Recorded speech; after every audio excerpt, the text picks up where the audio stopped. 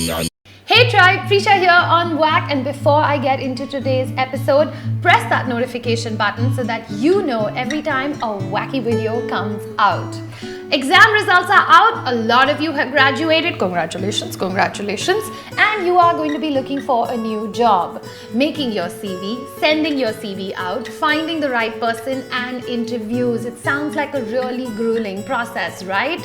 But if you thought you had it tough, take a look at what some of these candidates have to do in order to get a job. Don't forget, in the comment section, let me know if you've had a crazy interview experience that you want to share with everyone in the tribe, because after all, we love hearing from each and every one of you.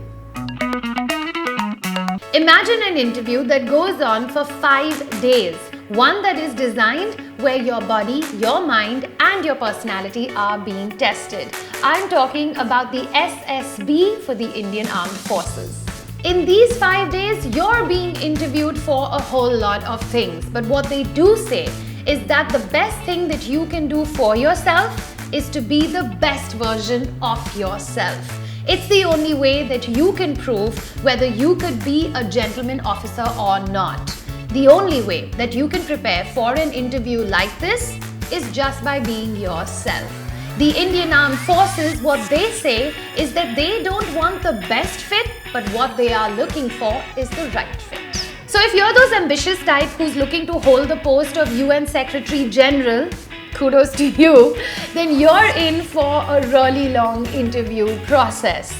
After 9 candidates that finally do get shortlisted, each person has to present a 10-minute video presentation, a mission statement. Then you have to go through a whole round of questioning, and that's where it gets really difficult.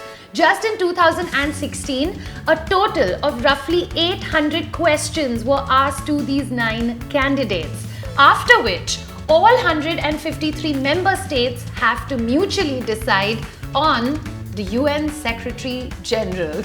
According to a Forbes article, this is a list of the top 25 companies that have the toughest job interviews. So what makes McKinsey top this list? Considering that only 1% of the 200,000 candidates that apply to the firm every single year, those are the only ones that land up with a job offer.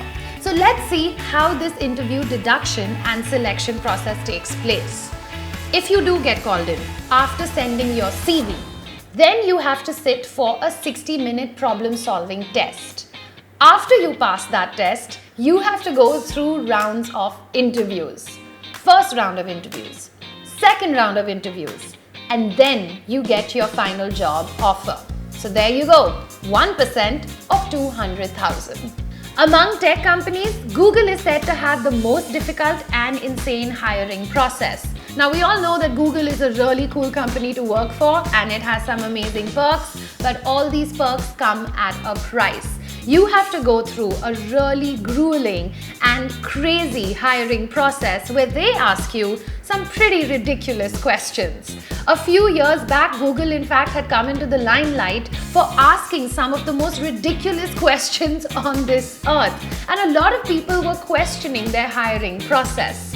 So they replaced these questions with some pretty cool ones. So now, depending on the post that you're applying for, I've given you a sneak peek of some of the latest questions that Google has been asking its candidates. Let's have a little fun over here, tribe. Feel free to answer any of these questions in the comment section below.